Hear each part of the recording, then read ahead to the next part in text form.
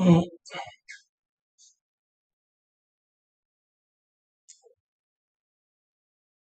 Good afternoon. Welcome to Krishna's classroom. We continue with the proof of the representation theorem. That is where we investigate what is the dual of LP. So we have the background information, namely X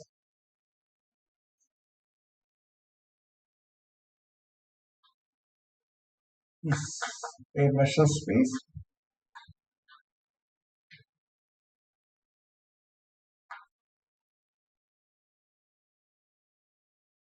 Mu is countably additive.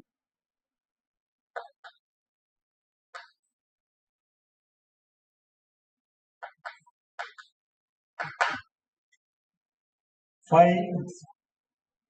is a bounded linear function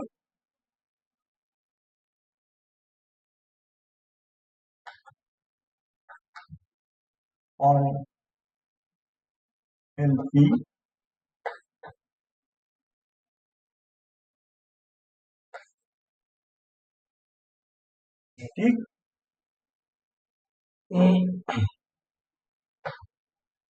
Then there exists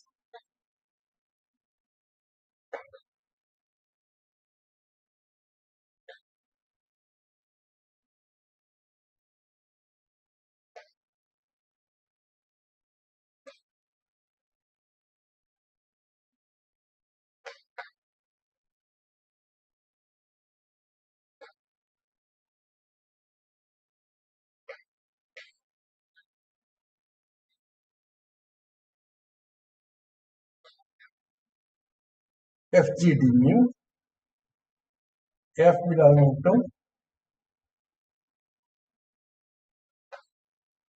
LP. Thus, the condition is 1 less than or equal to less than less. Further,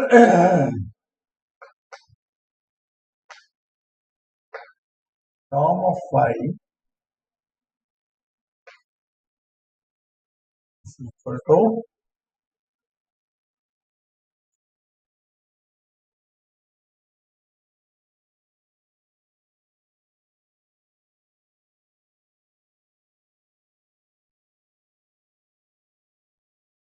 where of course we have a 1 by p plus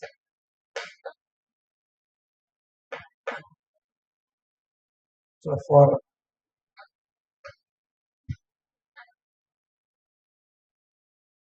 so q is obtained this way from. Now this is the result that we wanted to prove.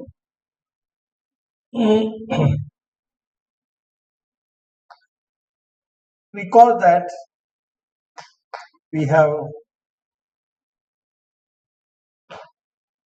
already proved the uniqueness.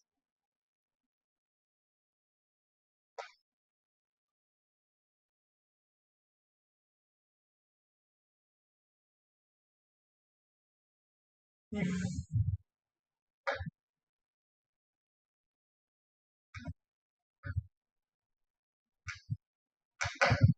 such a so this is something that we have already. That's where I stopped last time. Now what we want to prove is that so now the problem is existence.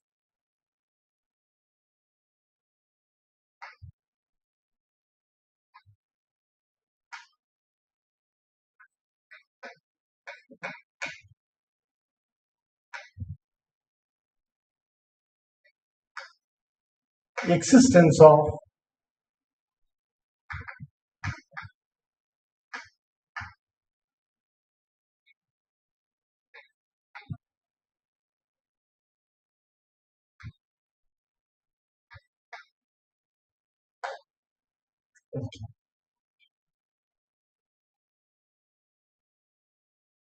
That is where we stand now.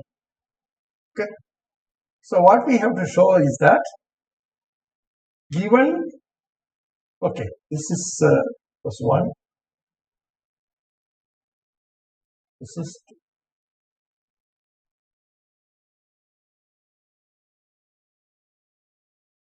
okay. Now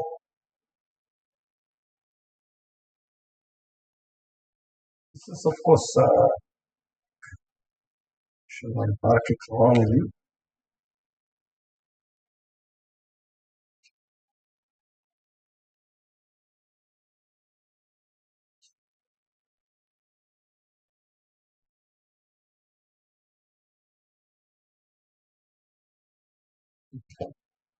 This is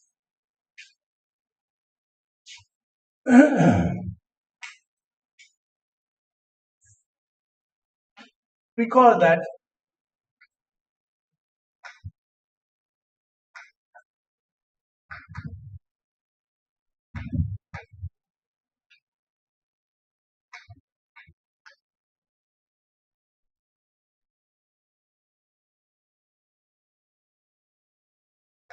LQ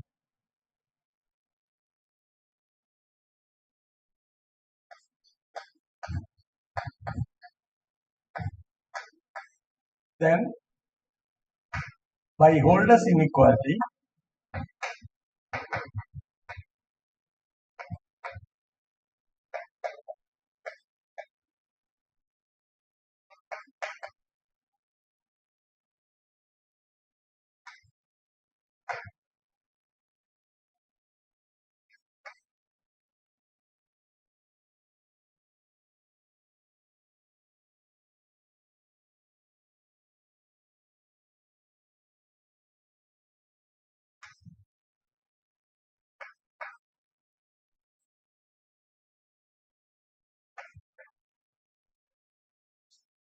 this also we have.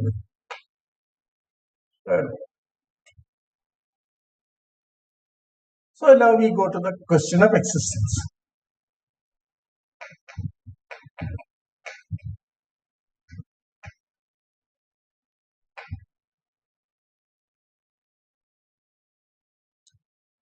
So consider one. Okay. Consider one.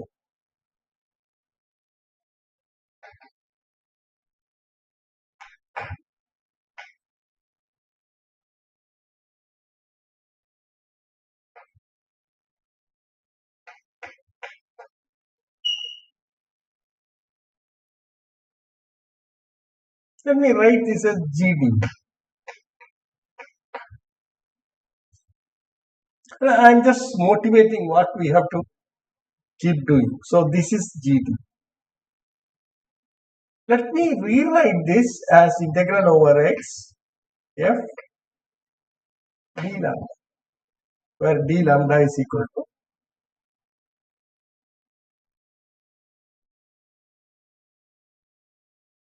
d. Somehow we have to arrive at this. What does this mean? The meaning of this is the following. G lambda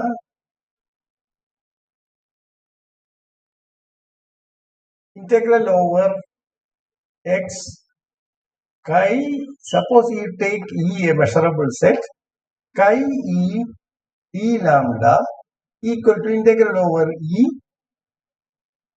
or lambda E.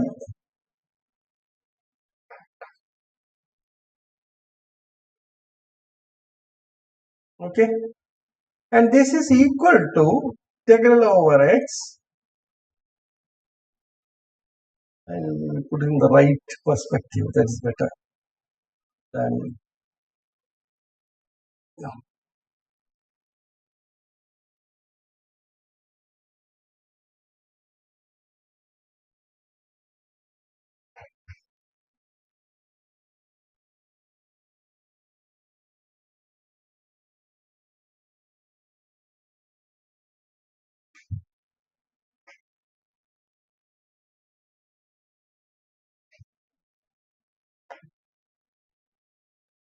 D lambda. Okay. And thus we want this to be equal to integral over x chi e.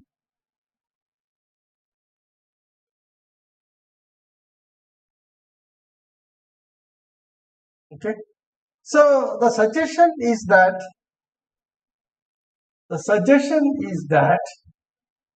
G enables us to define a function.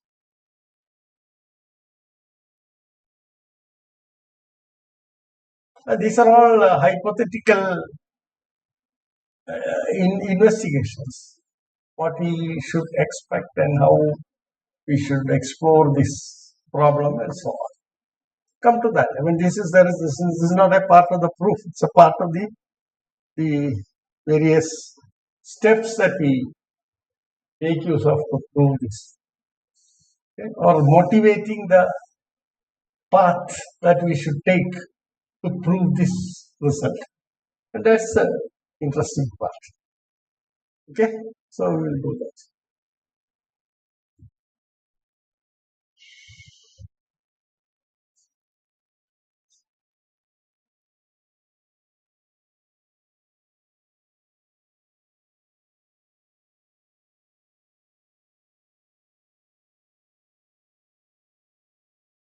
And our result would tell you that this is nothing but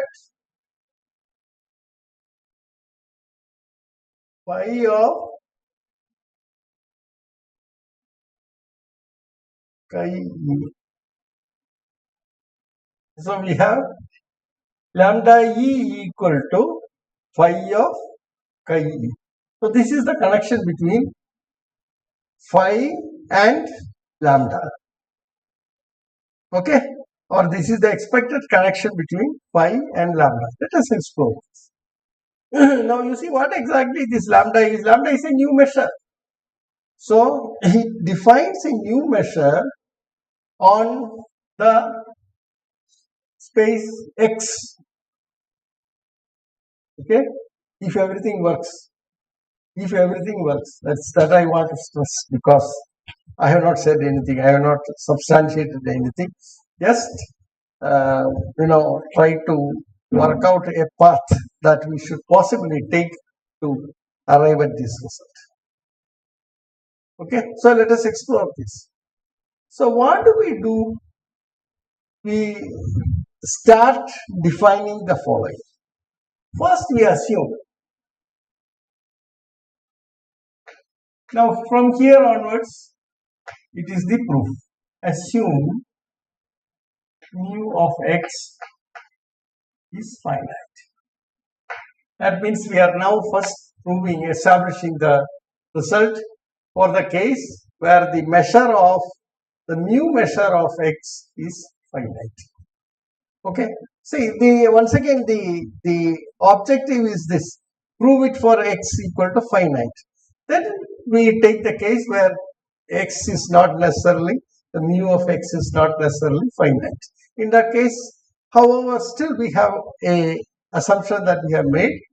The measure mu is countably additive. That means x can be written as the finite union of, the countable union of sets of, countable disjoint union of sets of finite measure.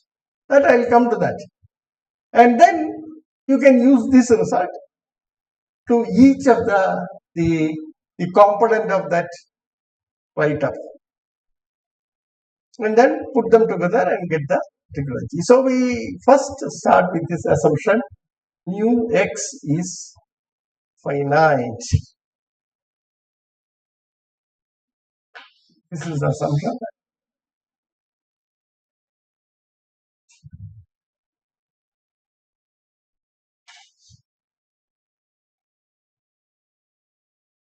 So let P be a measurement. It's an element of them. Define This is the definition. You come from here. Phi of or lambda E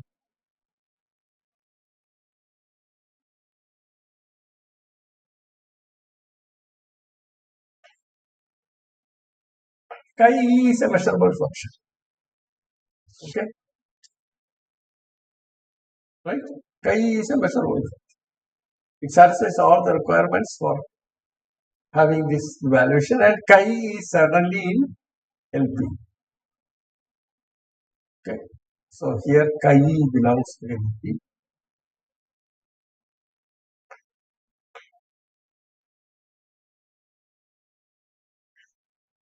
This is a characteristic function of E. Chi is an LP function, and you see that the norm of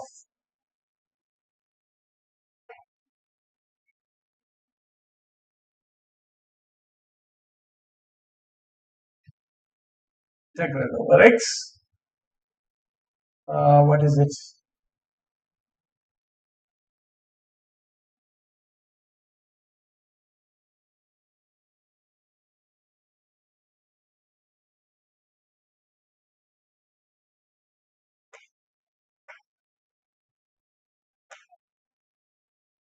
P, and chi is equal to 1 on E, otherwise 0. Therefore, this is equal to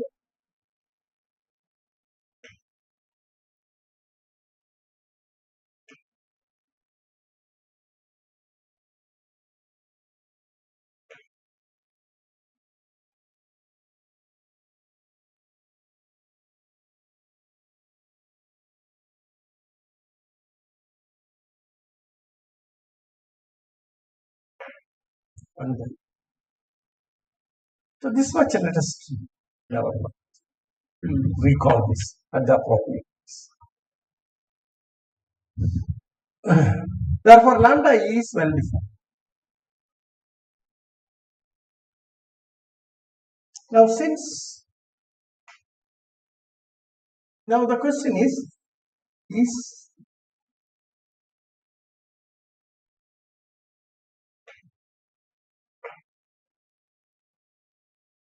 measure on X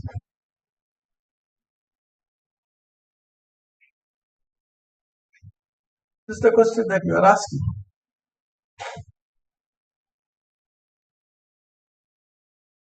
So you see that what are the properties that it should satisfy? First of all, you see that it is well defined and it's a complex number.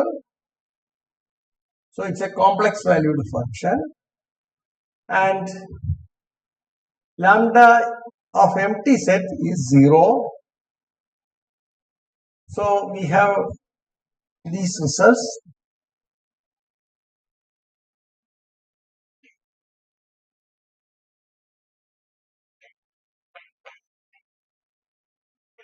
It's a complex number.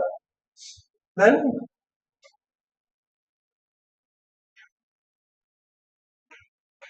this is equal to 0. Sorry. This is the empty set equal to 0. And now we have to prove that. So is it countably additive?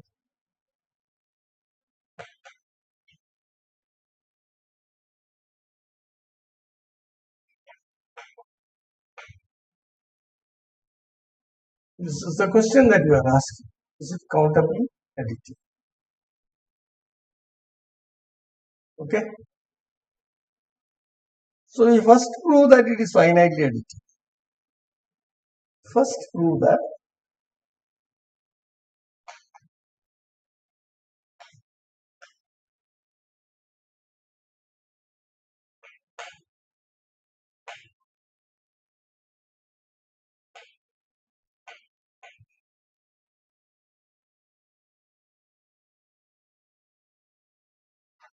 finitely additive. So how do we prove this?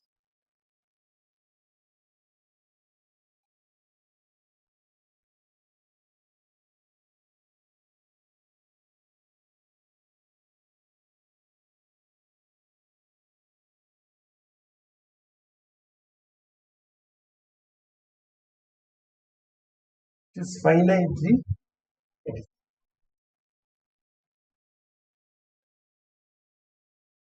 let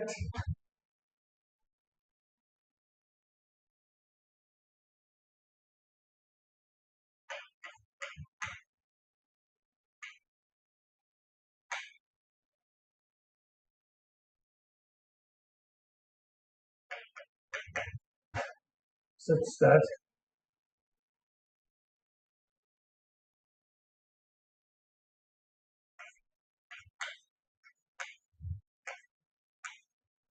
is empty.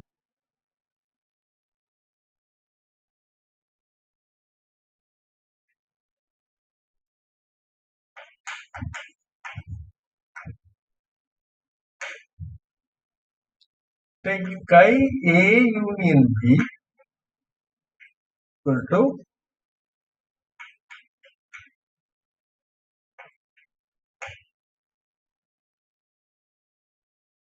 okay, chi A plus chi B. I mean that's obvious.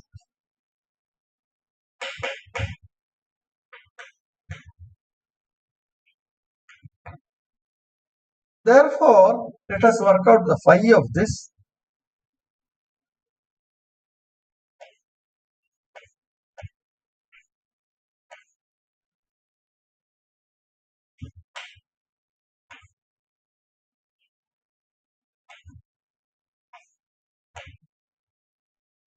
Phi is linear, that's what we are using here.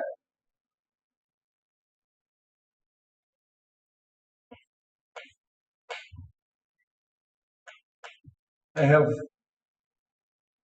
skipped through the intermediate step that it is phi of chi A plus chi B, and phi is linear, therefore this is equal to this.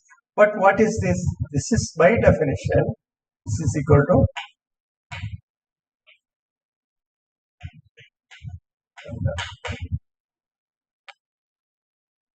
so it is finite additive.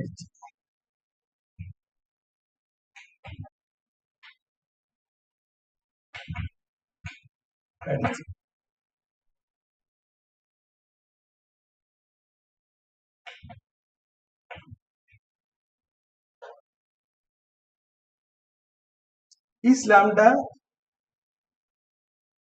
countably?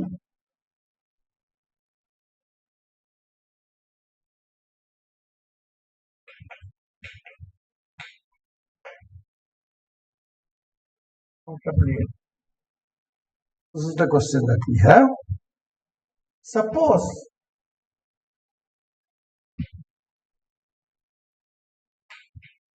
is a measurable set and E is equal to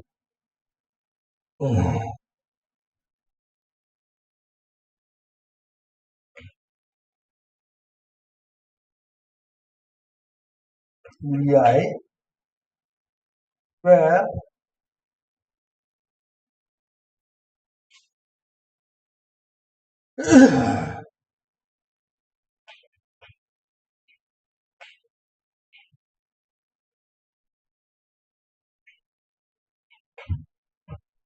that is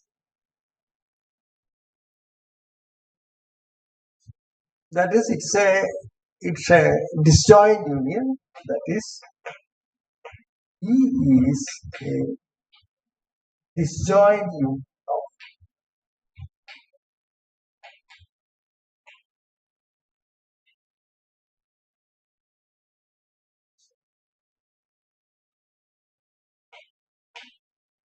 EI.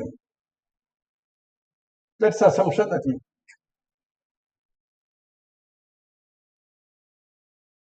now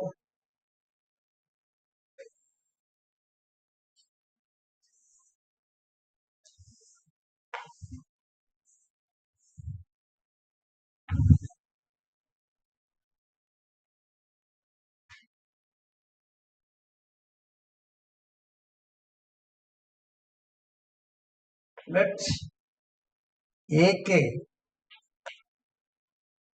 designate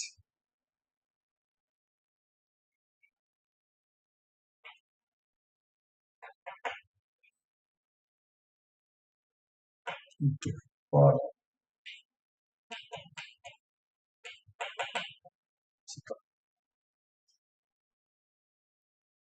now note that chi of E minus chi of AK. You take that. Now this would be simply chi of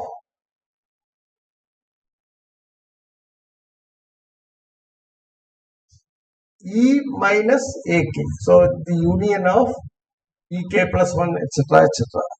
Okay, right? And this you would get immediately that this is equal to mu of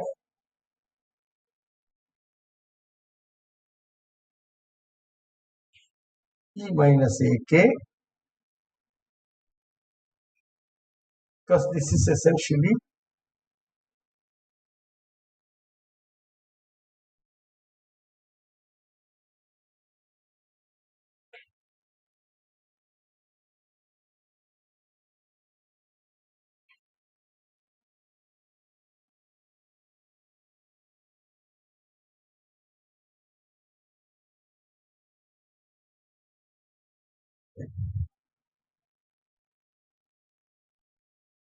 so you get the measure of mu E minus E AK times to the power. So designate this by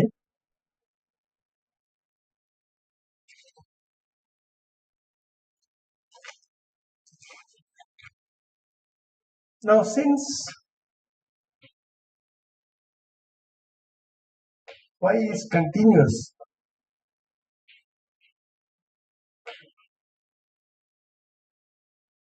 all bounded linear functions are continuous linear functionals and vice versa.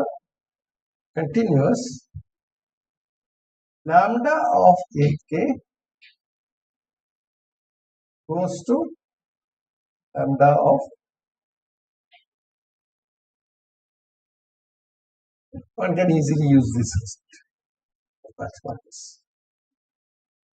As k tends to infinity, E minus AK goes to the empty set, and you will get the answer. Chi E norm of this over chi E minus union chi AK.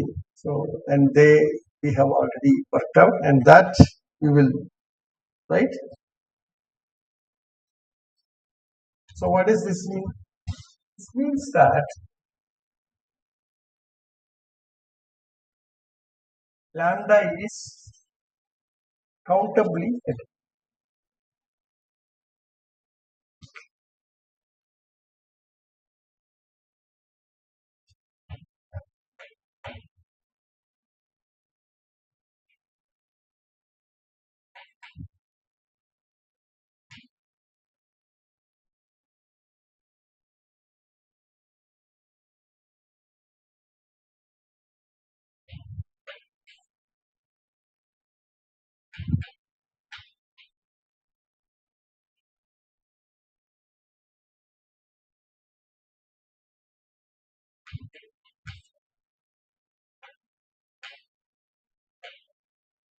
So for lambda is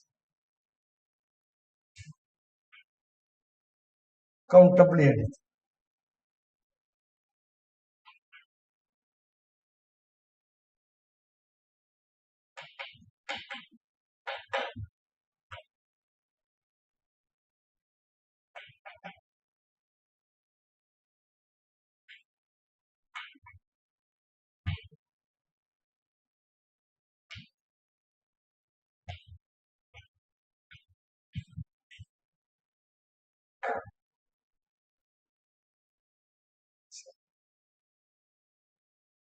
So lambda is now a complex measure on. So this is the result.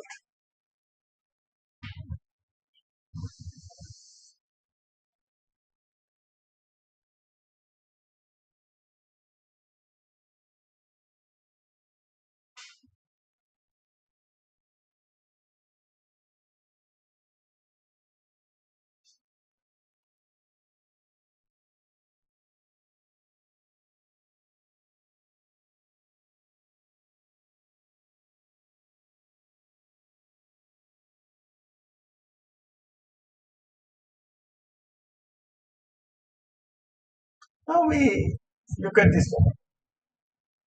Look at the following. We now prove that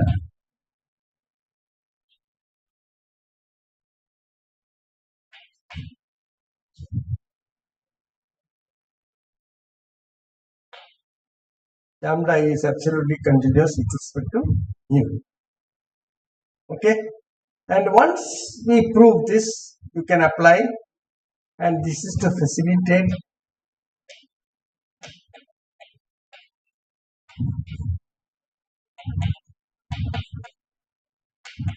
the application of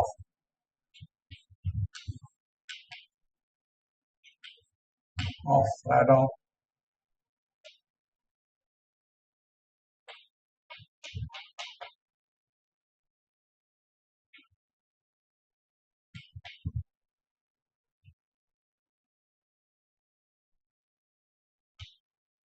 lambda. So let us see how do we prove this. So this is the claim that we.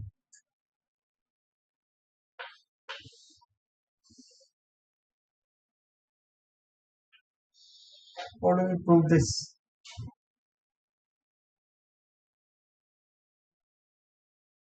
So we prove lambda e equal to 0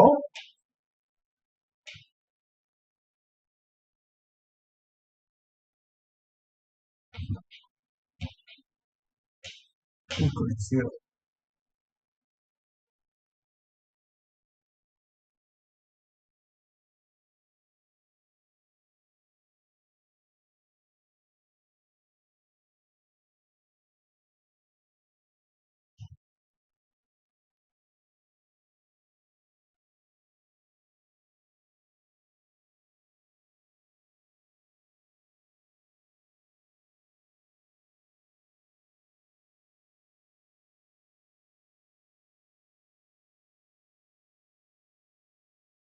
So assume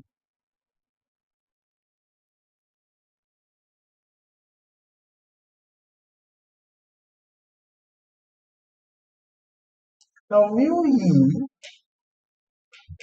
is equal to integral over e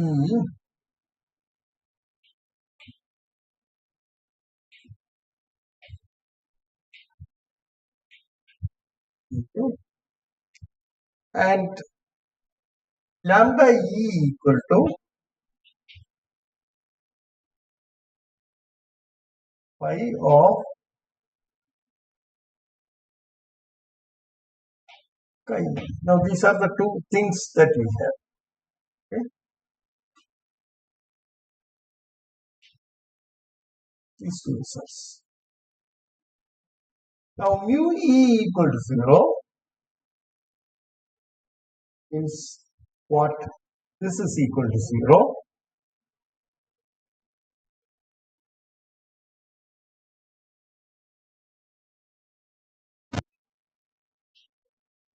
Equal to 0. What does this mean?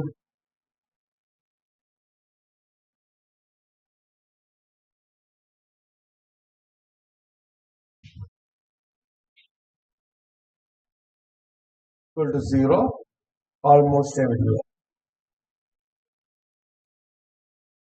So chi equal to 0 almost everywhere with respect to sure.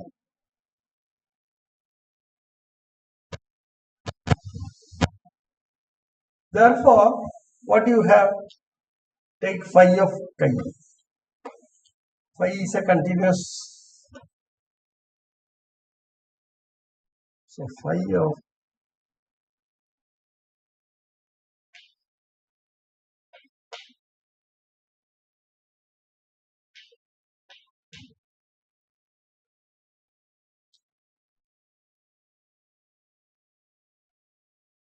of chi equal to 0, and that implies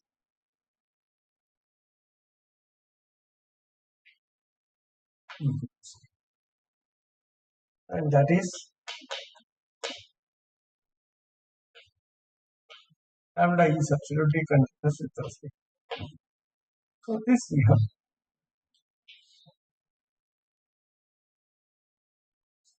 Okay. So that's the one that we have.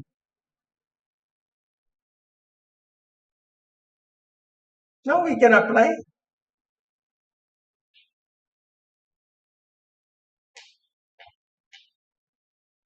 all the gradients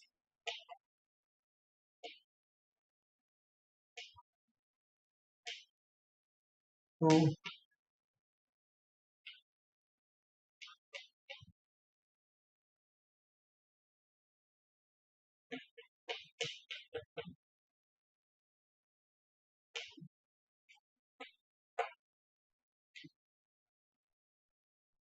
lambda.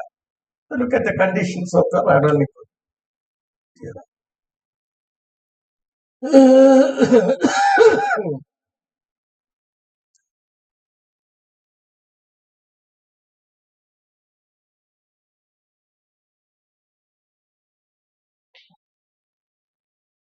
There exists a G belonging to, see, this is the important part. That gives the existence of G. So we are identifying the particular G. There exists mu such that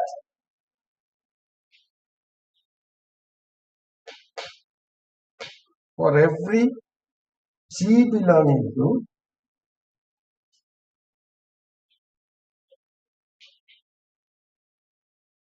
M,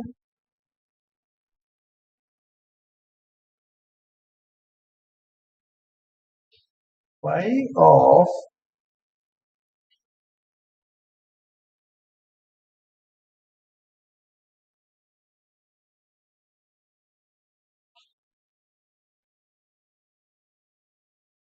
now this is the crucial Radon Nicotin.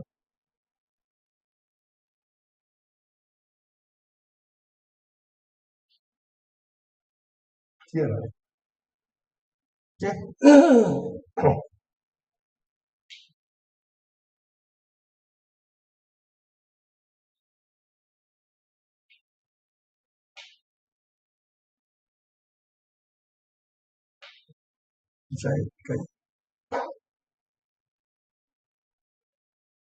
So this is proved for chi. So we have found an existence, or we have shown that there exists a G, okay, such that phi of chi equal to integral over x chi e g d. Okay. Now let us apply this part. So this is the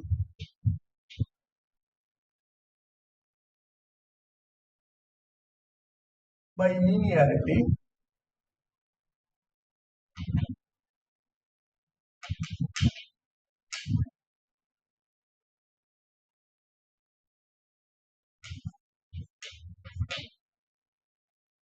see, this works for all simple functions. Phi of f equal to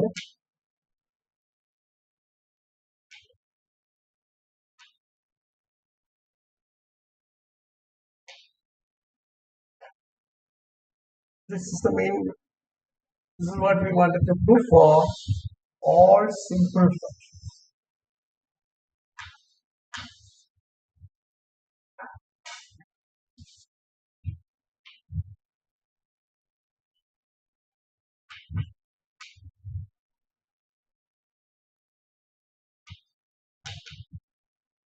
for all simple functions.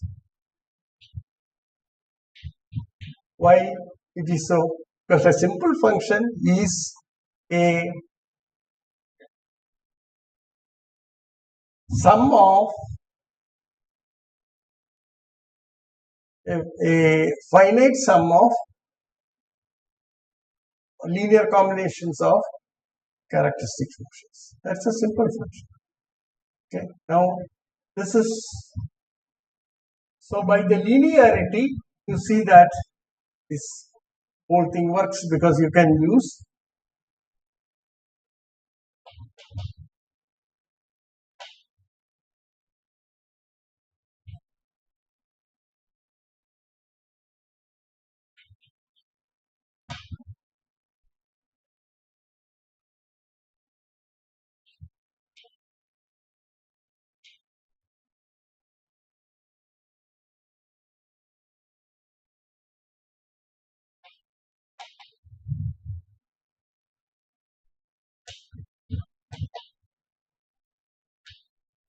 of characteristic functions.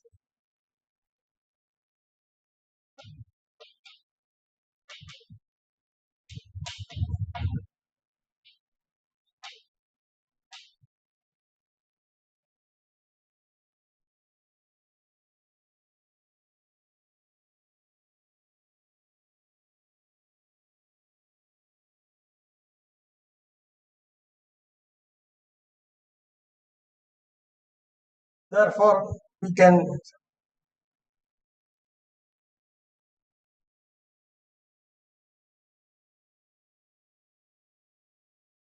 and phi is d. So we get that from that. Therefore, now it is valid for all simple functions. Now we go to the next step. Further, every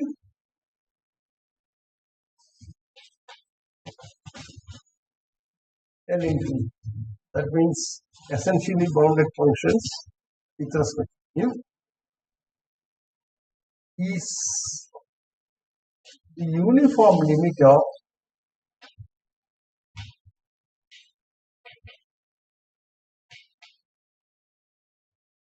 simple functions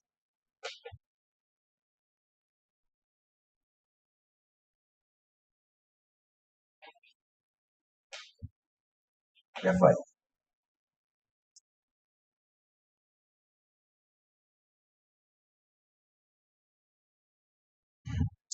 And norm of fi minus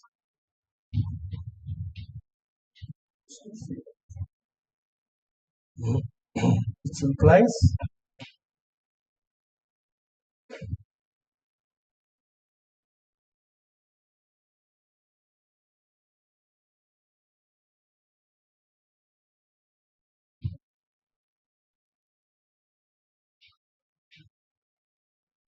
so we do it in stages. Okay, we prove that lambda is absolutely continuous with respect to mu. Then we get the existence of the G using Radon-Nikodym theorem, and we prove that phi of s equal to summation or summation over what is that? Sorry.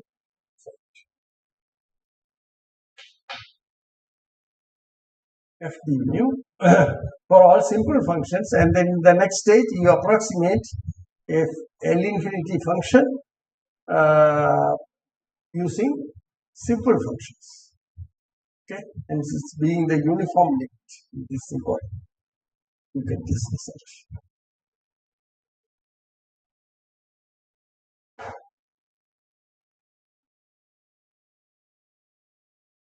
Now, so that completes one part.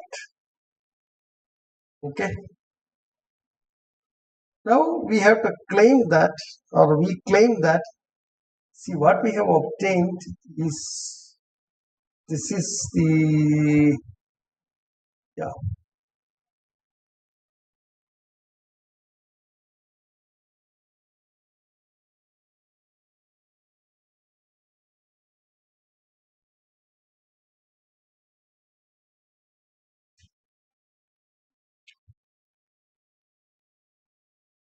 Now the next thing that you claim is this. So this is our claim.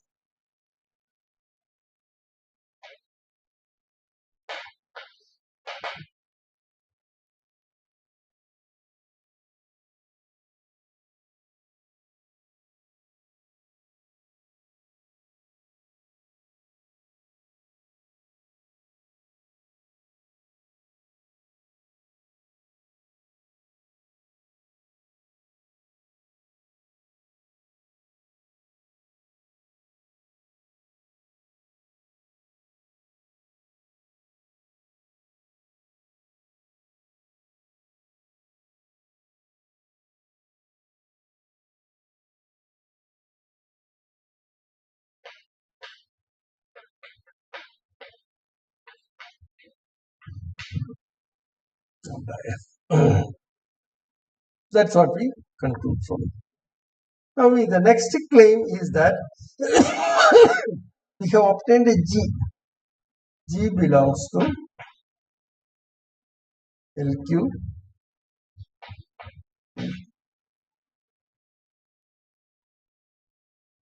right? Two holes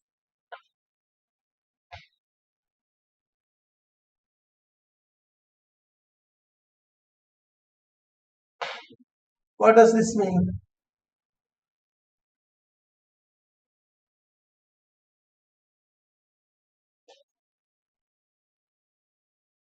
So we want to prove that more, get some more information about this particular G.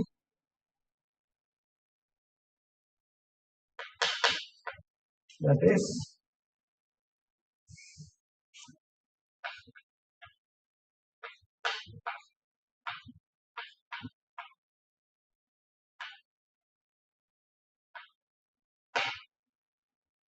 so we have proved the existence here. Now we want to prove the other aspects. That this is each bounded linear functional is isomorphically or isometrically isomorphic to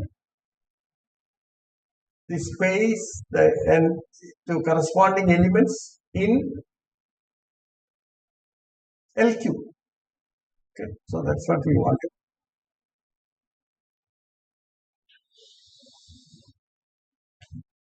So this is the next part. So we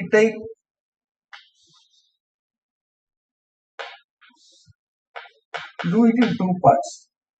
We take the case E equal to, this is the one that we take up, and we take up the case 2 later, but we complete the proof of this.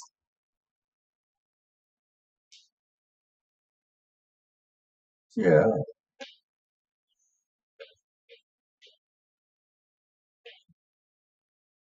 we are taking P equal to 1.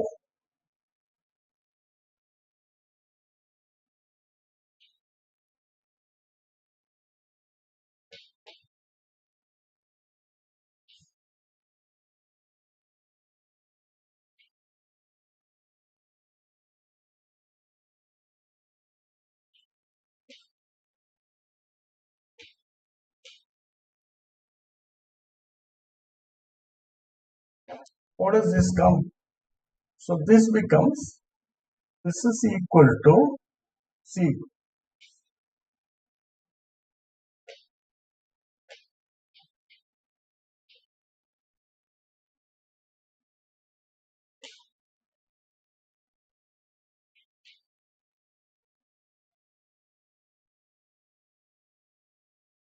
Now this is equal to phi of chi. Okay, and that is of course therefore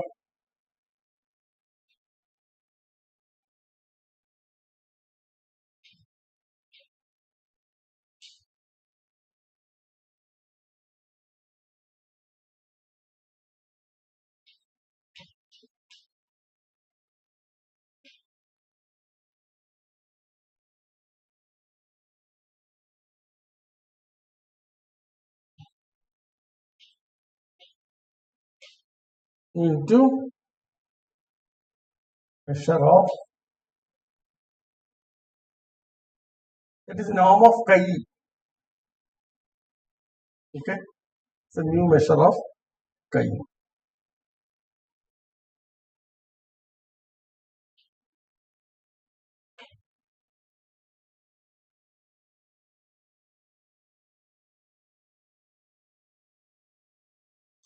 Now we apply one of the previous theorems to draw our conclusion. See, what we want is we want to show that G belongs to N infinity.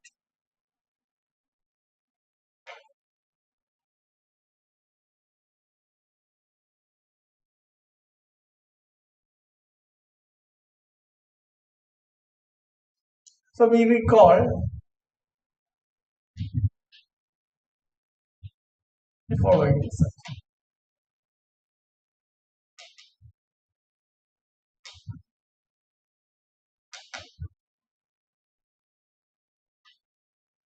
Theorem.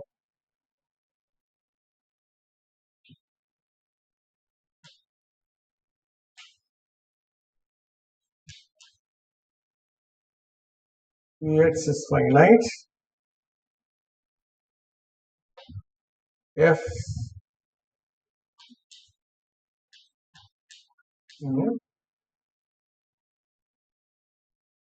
and S is a closed set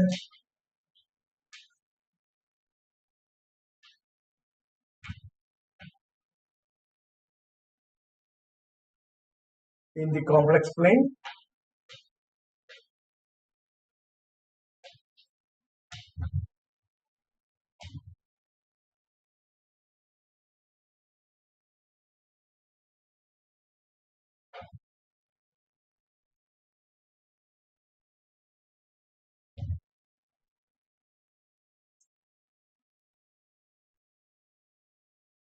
And the average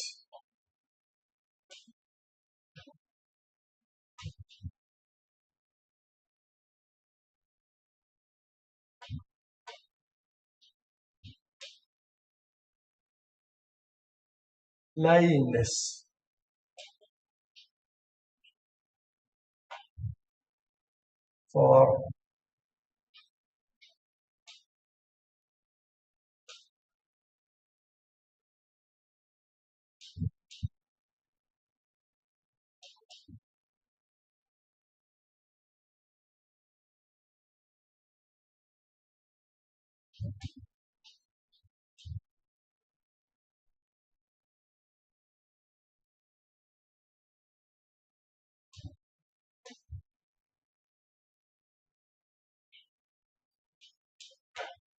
For almost all X belongs.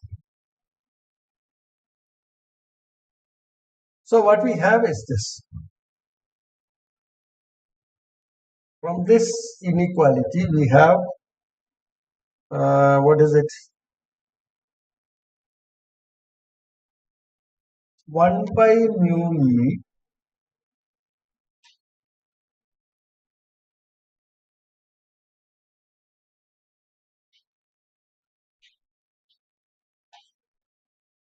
is less than or equal to pi.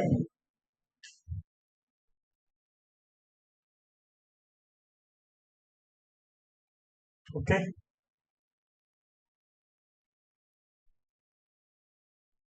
So as we take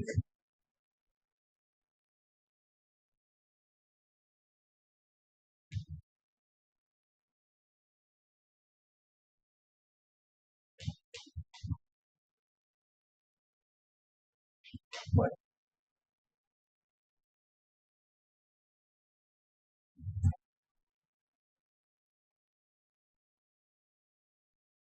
In the complex field.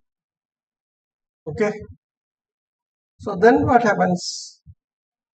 Then we have Gx.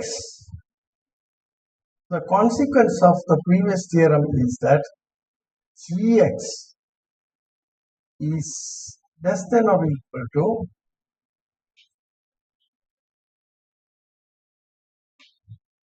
everywhere, and hence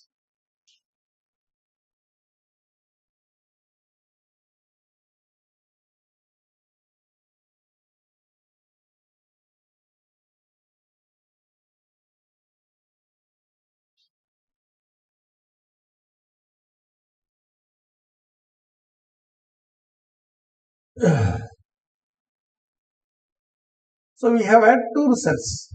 Norm phi is less than or equal to norm G infinity. Therefore, from this it follows that, so we already have it.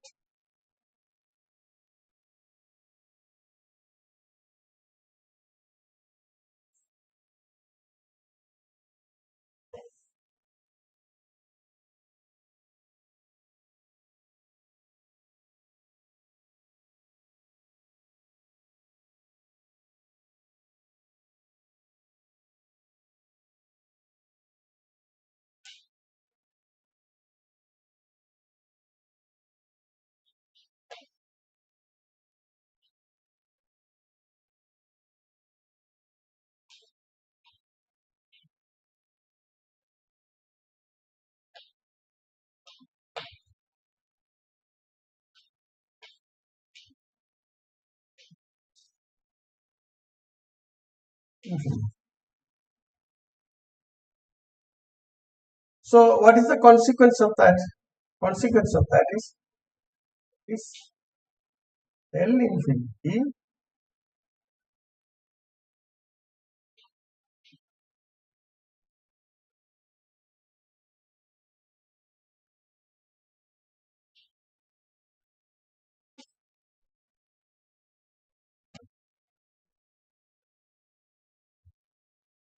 okay.